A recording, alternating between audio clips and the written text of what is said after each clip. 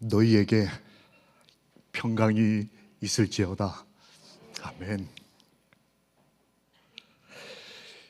예수님이 참 좋습니다. 2022년 3월 저희가 이렇게 마음이 불안할 줄을 예수님은 다 아시고, 또 영상을 통해 그토록 오고 싶은 교회를 오지 못하시고 아픈 손주들을 안고, 혹은 아이들이 학교 갔다 와서 몸이 아파 다른 성도들께 해가 될까 가고 싶은 교회도 못 가시고 영상을 통해 하나님을 만나고 싶은 한 분 한 분과 그 가정에 이르기까지 우리를 다 아시는 아버지, 그래서 평안이 있기를 바라시는 주님의 말씀이 오늘 안식일 저희들에게 순전히 이루어지기를 예수님 이름으로 기도합니다. 아멘. 사랑하는 사람이 아프다, 이거 참 힘들죠. 하나님께서 사랑하시는 자가 병든다, 이걸 어떻게 우리가 이해하면 좋을까요? 내가 하나님을 사랑하는데 나의 죄 때문에 무슨 문제가 생겼다, 이거는 제가 다 공감할 수 있는 문제라고 생각합니다. 이 땅이 죄악된 땅이기 때문에 그렇습니다. 그런데 하나님께서 사랑하시는 사람이 아프다, 이걸 우리가 어떻게 이해하면 좋을까요? 성경 요한복음 11장에 보면 하나님께서, 주님께서 사랑하시는 사람이 병이 들었습니다 라는 표현이 나옵니다. 나사로 이야기입니다. 하나님을 믿고 하나님과 함께 행복한 선교 생활을 하던 이 가정이 마냥 행복하지 않고 아팠습니다. 그런데 시대소망의 표현에 보면 죽을 병이었다, 이렇게 되어 있어요. 갑작스러운 죽을 병. 당황했겠죠. 아버지 어머니 없이 이 아들 하나가 누이들 데리고 정말 신실히 살았는데, 또 예수님께서 오셔서 복음 전하실 때에 그 전도 사업을 함께 협력하고 함께 행복을 나눴던 기쁨과 사람이 구원받는 걸 보는, 말씀이 이 땅에서 역사하는 것을 직접 보는 감동을 경험한 예수님의 친구 나사로가 이 아이 죽을 병에 걸렸다. 야, 이거 어떻게 하면 좋을까요? 그런데 놀랍게도 가족들은 그 상황을 상식적으로 받아들였습니다. 실제로 죽음이 이르러 왔을 때 그들은 절차대로 많은 유대인 장로들이 모여서 장례 절차를 진행했습니다. 어떻게 하면 좋을까요? 이런 어려움이 있을 때에 나라도 좀 믿음이 있어서 이 어려움을 극복할 수 있으면 좋겠는데, 그 가족들의 신앙은 좀 문제가 있었던 것 같습니다. 말씀보다 봉사하는 걸 더 좋아했던 그 집의 한 동생은 예수님한테 책망을 들었습니다. 넌 정말 중요한 게 뭔지를 모른다. 교회를 나오고 예수님을 좋아하고 예수님도 그 집에 오는 것을 좋아하셨지만 예수님에게 책망을 듣는 그리스도인, 뭔가 좀 문제가 있는 거예요. 그게 마르다였죠. 그 마리아는 어땠을까요? 여러분 아시는 대로 7 귀신이 들렸던 청년이었습니다. 근데 시대소망에 자세히 보면 그가 치료를 받을 때에 예수님께서 7 귀신 들린 마리아, 나사로의 여동생에게 귀신아 물러가라 했을 때 한 번에 깨끗해지었다라는 기록이 없습니다. 마리아는 7번이나 자신에게 있는 귀신을 내어 쫓으시는 예수님을 봤다라고 되어 있어요. 마리아는 한 번에 성화되지 못하는, 이 믿음이 단계적으로 발전해 가는 저와 같은 죄인이었던 것 같아요. 하나님의 은혜가 계속 필요한. 그런데 그 가정에 어려움이 닥쳤습니다. 어떻게 하면 좋을까요? 제가 여기 근무하기 전에 연수원에서 봉사를 했지 않습니까? 연수원에 있으면 마냥 행복할까요? 아니면 조금 덜 행복한 날도 있을까요? 이 마냥 행복해야 정상인데 제가 그러지 못한 날이 있었습니다. 그래서 아마 이번에 하산이 되지 않았나 싶습니다.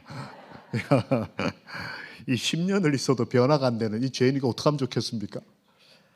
일이 너무 많았습니다. 이 목사님들이 연수로 들어오시면 새벽 4시 반에 기상을 합니다. 그 안에 있는 식구들이. 그럼 새벽 기도 시작하고, 목사님들 새벽 예배 시작하기 전에 말씀 준비하고, 목사님들 다 주무시고 난 다음에 11시쯤 잠을 잡니다. 뭐 육체적인 피로보다는 이 정신적인, 영적인 부담이죠. 여러분, 이만큼 목사님들 앉아 계시면 설교하는 게 행복할까요? 엄청 힘들어요. 부담이 많이 되죠. 그날은 힘이 좀 들었나 봅니다. 그래서 제가 산을 이렇게 돌면서 얼떨결에 이렇게 기도가 됐어요. 하나님, 힘이 듭니다. 근데 창피해서 도와달란 말을 못 하겠는 거예요. 하나님, 그냥 힘듭니다. 이렇게만 투덜투덜하고는 산을 돌고 내려와서 이제 제 사무실에 하루 일과를 마치고 들어왔더니 제 책상 위에 이렇게 접시 위에 식사가 이렇게 배식 시간이 지났는데 일이 너무 많아서 끼니를 그날 챙기지를 못했습니다. 누군가가 제 식사를 챙겨서 제 책상에 이렇게 얹어놓고 그 앞에 포스트잇 메모지가 하나 이렇게 붙었는데 뭐라고 한 줄로 이렇게 적혀 있었습니다. 아빠는 내가 지킨다.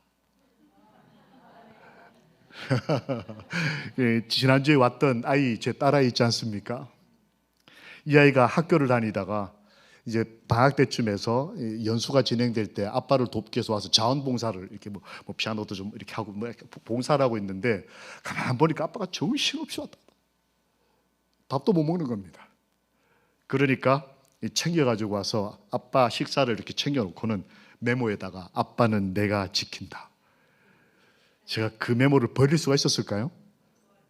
여기 4층 가면 제 목회실인데 와보십시오. 거기 제가 딱 붙여놨어요.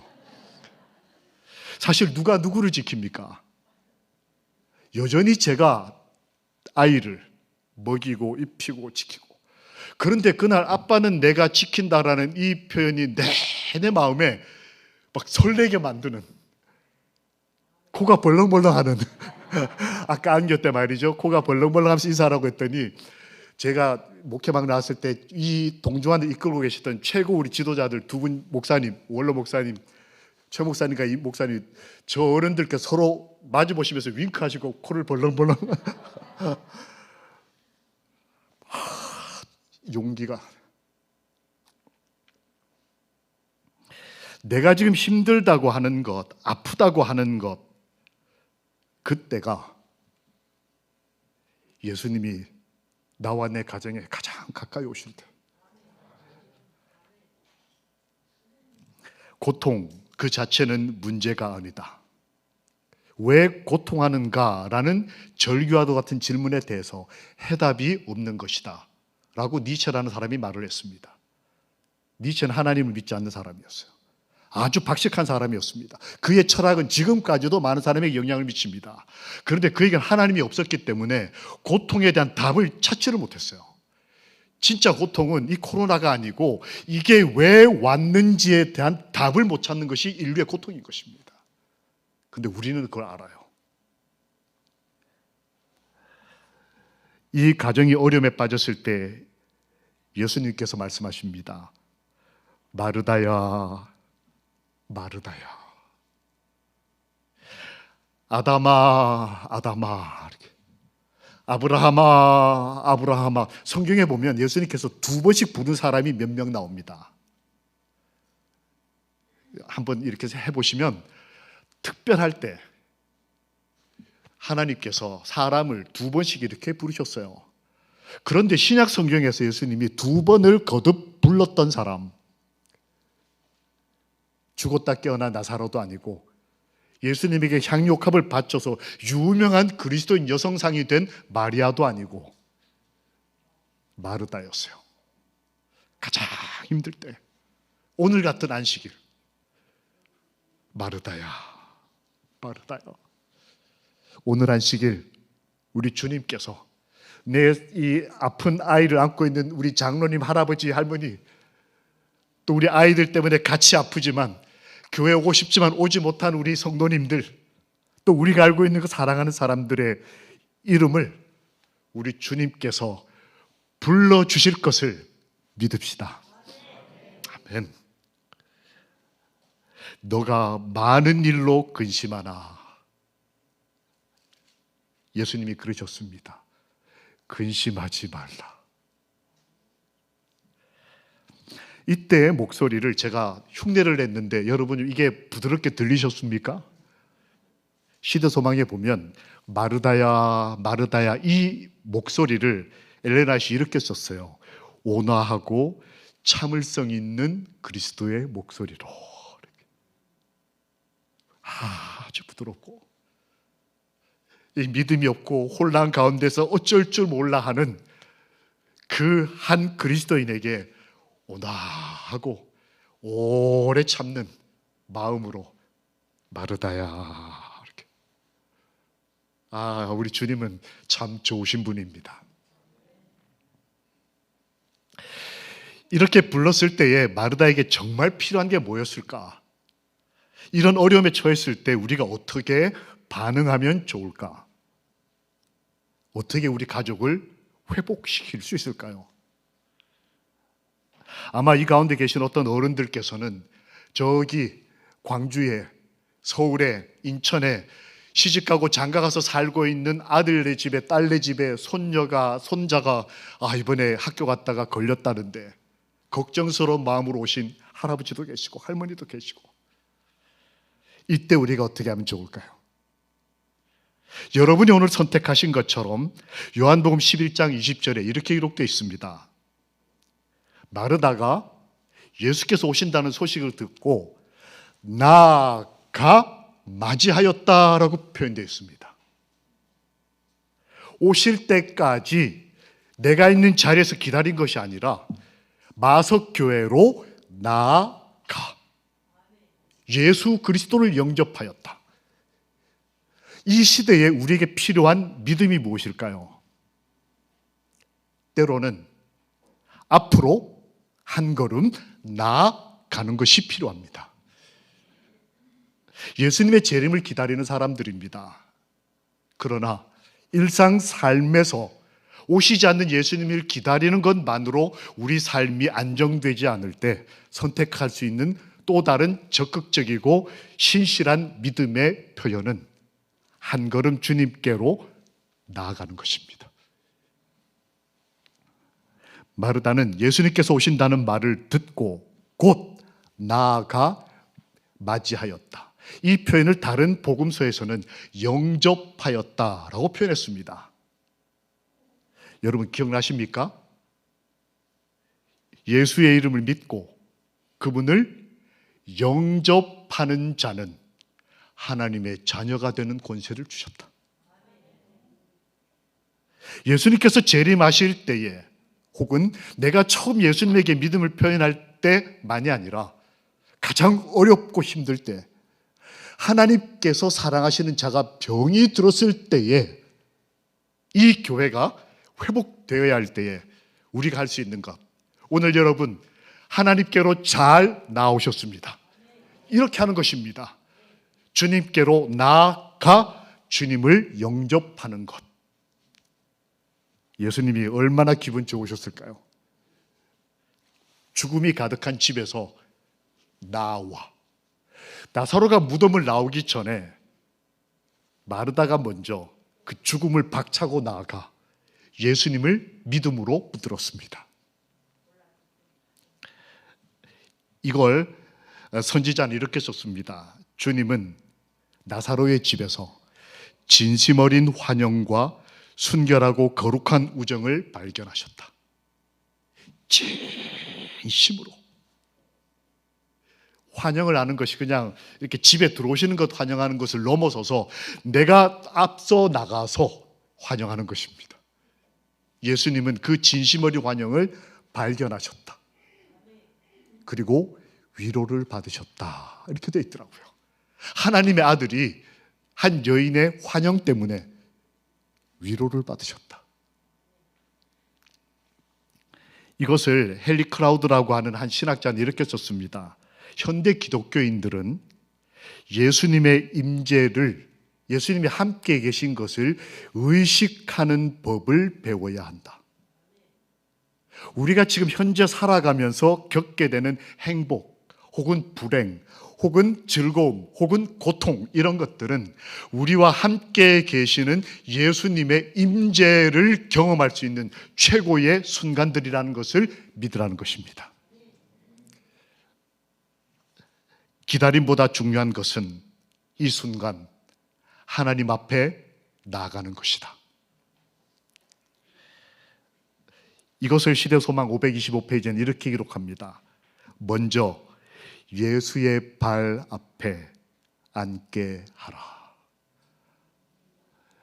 아침에 1시간도 전에 교회를 오셔서 이렇게 따뜻하게 하고 방송 준비하시고, 참 우리 마석교회 참 좋은 분들이 많으셔요. 제가 이제 어떻게 어디서 누가 봉사하시나 이렇게 둘러보려고 이렇게 다니는데,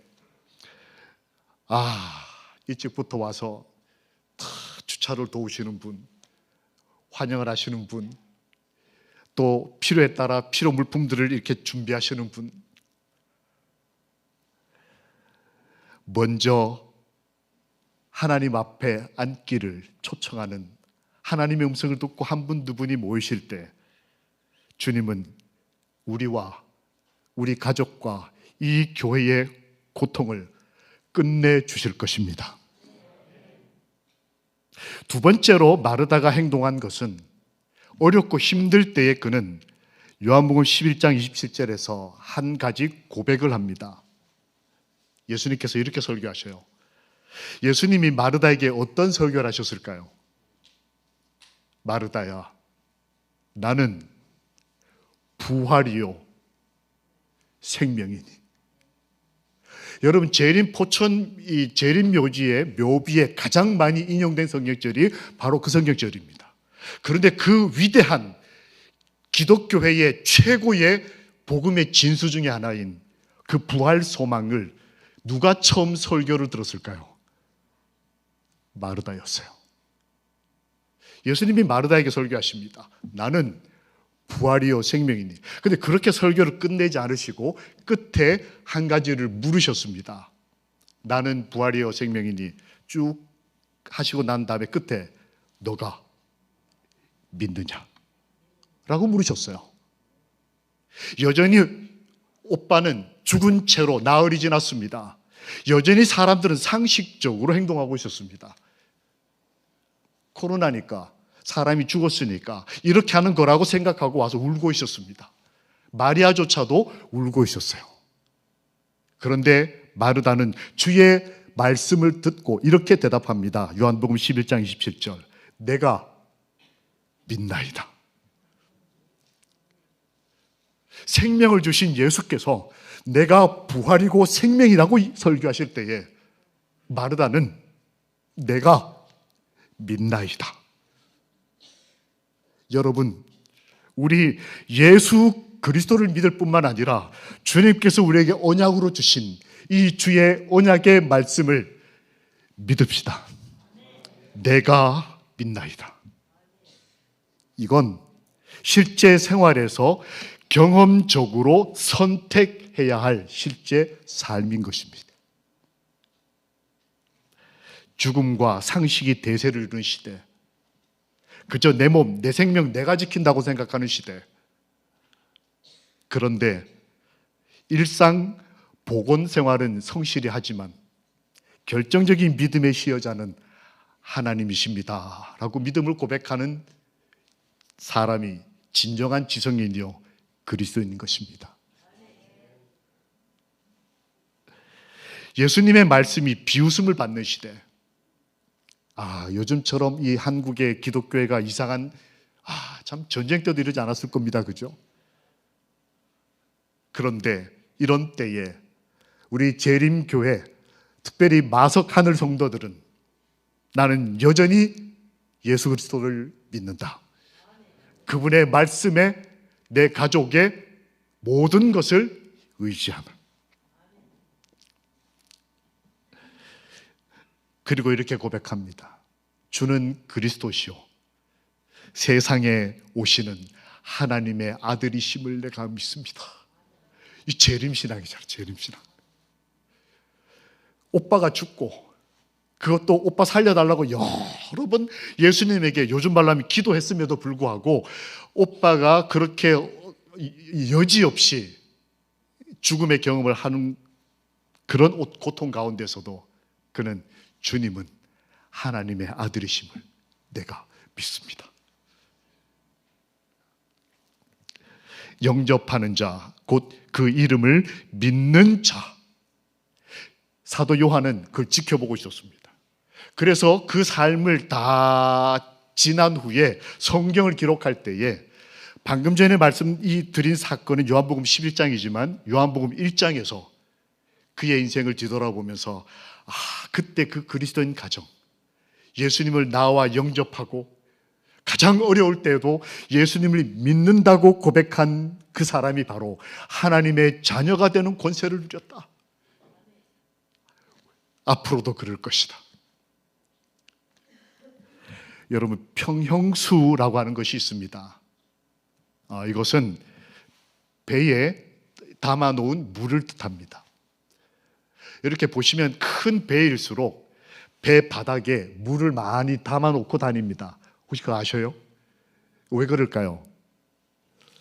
배가 이렇게 갈 때에 파도가 치거나 이럴 때 중심을 잡거나 혹은 배가 흔들릴지라도 빨리 무게중심을 잡고 그 무게중심이 이렇게 깊이 낮춰서 무겁게 자리 잡도록 큰 배일수록 많은 물들을 배 제일 밑바닥에 담아두고 다녀요. 이 평형수라고 합니다. 물에 뜨기 위해서는 물이 없어야 할 것 같은데 경우에 따라 물을 담고 다닌다는 거예요. 이 땅에 살면서 죄가 없으면 좋겠는데 때로 우리 삶에 이런저런 것들이 담고 살아가야 될 때가 있어요.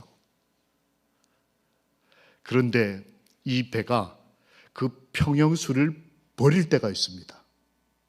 언제일까요? 이 배가 평형수가 있어야 안전한 여행을 할 수 있는데 그 저축해둔 물을 밖으로 버려야 될 때가 있어요. 언제 그럴까요? 무거운 짐을 실을 때입니다. 짐이 무겁게 실릴수록 바닥에 있는 물을 적정량만큼 밖으로 퍼내서 무게중심을 조율합니다.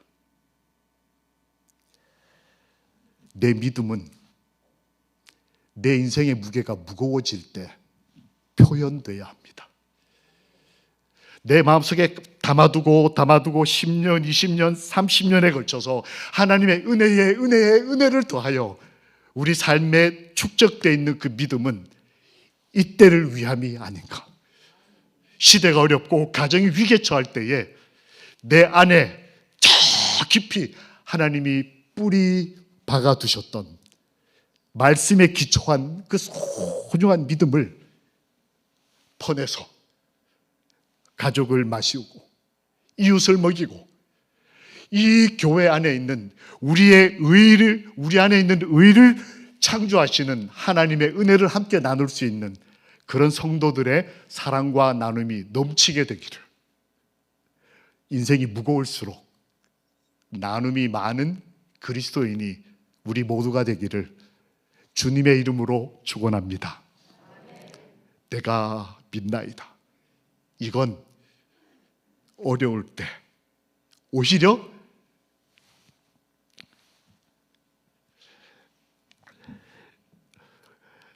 폴 틸리라고 하는 한 신앙인이 이런 말을 했습니다. 하나님을 모르는 사람은 왜 고통하는지를 몰라서 인생이 참 어렵지만 이분은 하나님을 믿는 사람이었어요. 그 사람은 이렇게 말합니다. 왜 사는지를 아는 자는, 즉 하나님을 알고 하나님이 나를 생명 주신 뜻을 아는 자는 모든 고통을 이길 수 있다. 왜 사는지를 아는 사람은 고통을 이길 수 있다. 이 땅이 죄악된 땅이라 고통을 피할 수는 없겠지만, 때론 아플 수 있지만, 때론 어머니를 차가운 얼음 땅에 묻어야 하지만 부활이요 생명이신 주를 내가 믿나이다. 그러므로 오늘 안식일 우리 주님에 대한 믿음을 가진 저희 모두에게 우리 주님이 의로운 해로 떠오르셔서 넉넉히 치료하는 은혜를 베풀어 주시기를, 그 빛을 가득 채워주시기를 치료하시는 예수님의 이름으로 기도합니다. 아멘. 마르다는 할 줄 아는 게 아마 밥밖에 없는 여인처럼 보여요. 여동생은 유명한 여인이었습니다. 아시죠? 예수님의 발을 닦고 아주 유명한. 오빠는 또 어떻습니까? 죽었다 부활하는 바람에 앉아있기만 해도 많은 사람이 나사로를 보고 예수를 믿었더라. 요한복음 12장에 그렇게 기록되어 있어요. 근데 이 마르다는 할 수 있는 게, 그러다가 예수님한테 혼나기도 하고, 그런데 그가 집이 가장 힘들 때, 교회가 가장 힘들 때, 아니 자신의 인생에서 가장 신앙의 흔들림이 왔을 때 예수님께서 명령하셨습니다. 돌을 옮겨 놓으라. 상식과 사회적 관념과 내 경험에 의해서 오빠는 희망이 없다라고 생각했던 마르다에게 주님이 말씀하셨어요. 오빠와 너, 하나님과 우리 사이, 나와 용서되지 않는 그 사람 사이를 가로막아 있는 그 돌을 옮겨 놓으라. 요한복음 11장 41절에 보면 돌을 옮겨 놓으니 이렇게 되어 있어요.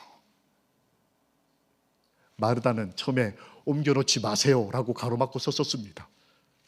그런데 예수님께서 옮겨 놓으라 했더니 마르다는 순종했습니다. 내 삶을 짓누르고 있는 그것이 죽음일 수도 있고, 사랑하지 못하는 미움일 수도 있고, 나만이 아는 그 죄의 짐, 그 돌을 주님께서 오늘 안식일 옮겨 놓으라.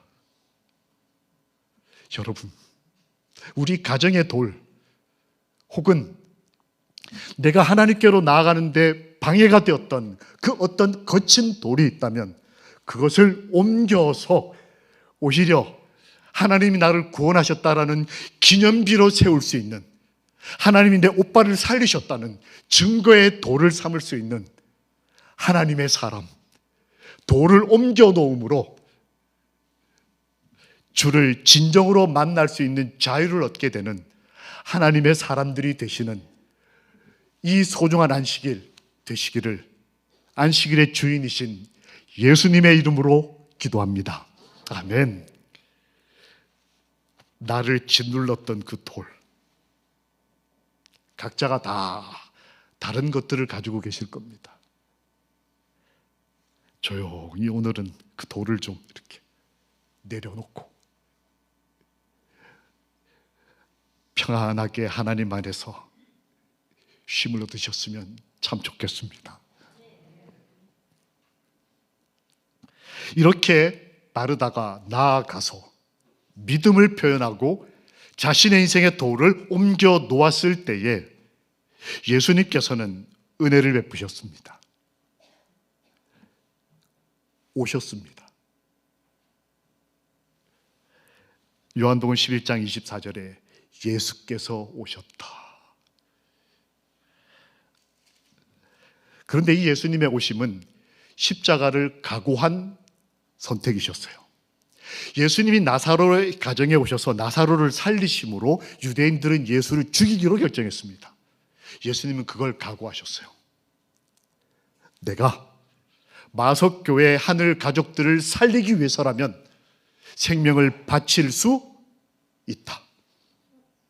내가 한 여인의 믿음을 응답해 주기 위해서라면 내 생명의 잔을, 피의 잔을 마실 수 있다. 내가 한 가련한 사람의 그 죽음과 고통을 부활로서 기쁨과 행복으로 바꿔줄 수 있다면 나는 기꺼이 목숨을 바칠 수 있다. 그런 분이 그날 마르다의 집에 오셨습니다. 우리가 기다리는 그분, 예수 그리스도. 그분이 오늘 안식일에도 저희에게도 오셔서 모든 것을 가지고 우리와 우리의 자녀들과 우리가 사랑하는 사람들을 구원해 주시기를 소망합니다. 나사로야, 나오라. 이야, 이거 뭐 얼마나 좋았을까요? 그리고 마르다에게 말씀하셨어요. 너가 하나님의 영광을 보리라.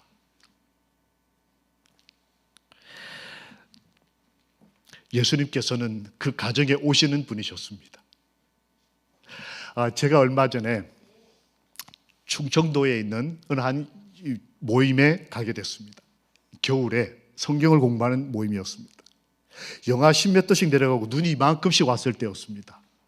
그런데 제가 가보니까 104세 되시는 할머니가 매일 저녁 집회를 나오셨습니다. 저한테는 굉장히 놀라운 경험이었어요. 우리 재림 성도들 가운데 제가 100세 되시는 분하고 예배드린 기억이 나고, 그리고 그 할머니 집사님, 지금은 돌아가셨습니다. 고 박은주 집사님이라고 하는 분이에요. 뭐 이렇게 부축을 받고 오시는 분도 아닙니다. 당신의 걸음으로 다 오셔서 머리도 이렇게 쪽빈 머리를 이렇게 빗으시고 앉으셔요. 오시면 얼마나 말씀을 열심히 들으시는지. 그 104세 할머니가 앉아 계시고, 그 옆에 90몇 세 할머니가 앉아 계시고, 그 옆에 80몇 세 세 분이 나란히 앉으셨어요.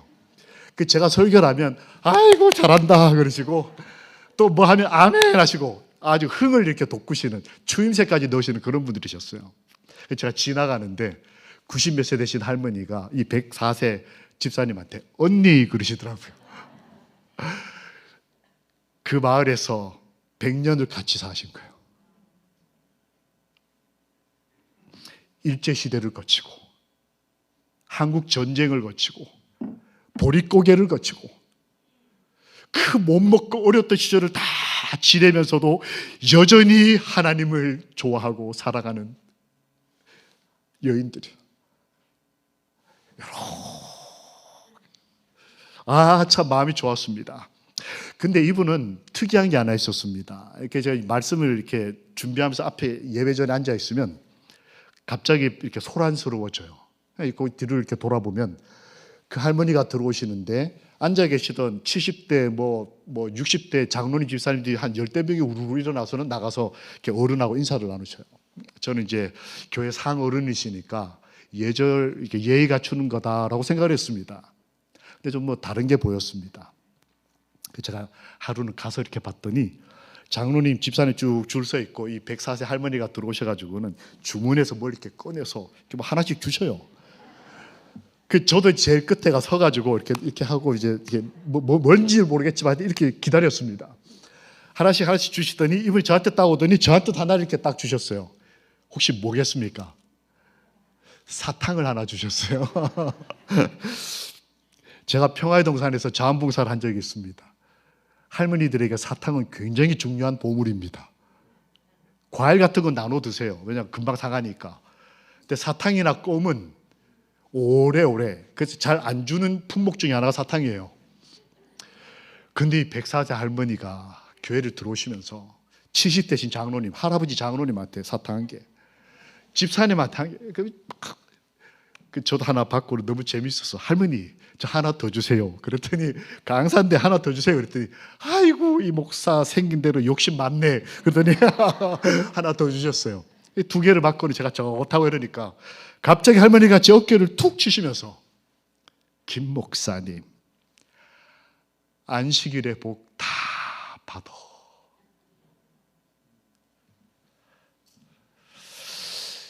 제가 이렇게 어디 가면 다른 분들을 위해서 기도는 많이 해드리고 축도해드리고 이렇게 했었는데, 누가 이렇게 제 어깨를 치면서 아이고 목사님 오늘 안식일에 복 다 받으시오, 처음 들어봤어요. 근데 마음이 갑자기 울컥하는 거예요.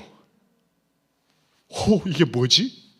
그리고 가만히 보니까 70대신 장로님이 사탕을 드시려고 가서 줄 서 있는 게 아니고, 가서 줄 서서 사탕 받고는, 이 할머니 키가 요만해요. 그러니까 사탕을 받고 나면 어깨를 이렇게 해요. 그러면 할머니가 어깨를 툭툭 치면서 장로님, 허리 다치셨다는데 내가 장로님을 위해서 일주일 동안 기도했다고. 집사님, 우리 딸이 시집 간다는데 내가 우리 집사님을 위해서 그 딸을 위해서 기도한다고. 104세쯤 되시면 교인들이 갖다 주는 뭘 얻어먹으면서 사학 노릇해도 누가 뭐라고 하겠습니까? 100년을 교회를 다니셨는데 교회 오시기만 해도 감사한 일인데, 그런데 여전히 뭔가를 베풀고 사시는, 사탕 하나 주시고 복을 빌어주시고 목사 힘내라고 그러고, 그 교인들이 그게 좋아서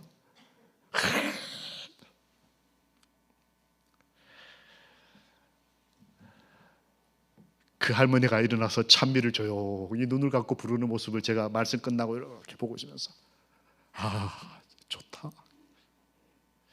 그 인생에 고난이 없어서가 아닙니다. 마냥 행복해서 자여선이 다 잘 돼서 그런 게 아닙니다. 그 깊이 패인 주름, 그 쪼그라든 몸, 가진 건 사탕밖에 없는, 그런데도 난 하나님이 좋아. 뭔가를 나눠주면서 사랑의 기쁨이 뭔지를 매번 이렇게 경험하시고 아시고 살아가는 그 한 그리스도인의 모습에서 저는 예수님의 모습을 보는 것입니다. 하나님의 영광을 보는 것은 어떤 것일까요? 오늘 안식일 우리 주변에 많은 어려움들과 많은 아픔들과 많은 믿음이 필요한 선택의 순간이 있습니다. 그때에 움츠러들거나 재림만 기다리지 말고 한 걸음 더 나아가 주 앞에 계시기를 우리 함께 선택합시다. 그리고 주님이 우리에게 뭔가 말씀하실 때에 이렇게 대답하는 것입니다. 내가 빛나이다. 순전한 믿음. 그리고 주님이 이제 돌아가 돌을 옮겨 놓으라. 오늘 여러분께서 안식일 학교를 통해 또 말씀 통해 또 교가 공부를 통해 하나님의 음성을 각자 듣게 되실 겁니다.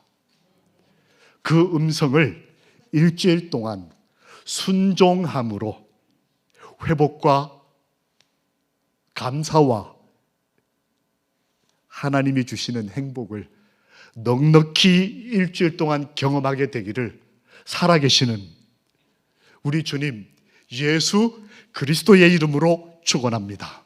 아멘. 예수께서 본래 마르다와 그 동생과 나사로를 사랑하시더니 요한복음 11장 5절. 지난 안식일 하나님의 사랑 기억나십니까? 현재는 어려움이 있는 것처럼 보였지만 예수님께서 마르다를 사랑하셨다라고 기록하셨습니다. 이 모든 인생을 통틀어 하나님이 우리를 사랑하셨다라고 고백할 수 있기를 우리를 사랑하시는 우리 주 예수 그리스도의 이름으로 기도합니다. 아멘. 다시 우리가 일주일 태산 같은 인생을 넘어 살아야 하지만 하나님이 우리와 함께 하실 것을 믿는 마음으로 우리 인생의 돌들을 옮겨 놓으며 주 앞에 나아가기를 기도하는 마음으로 우리 찬미 531장 찬양을 다 함께 일어나서 찬양하겠습니다. 태산을 넘어 험한 길을 가도 빛 가운데로 걸어가며 주께서 우리와 함께 하실 것입니다. 찬양합시다.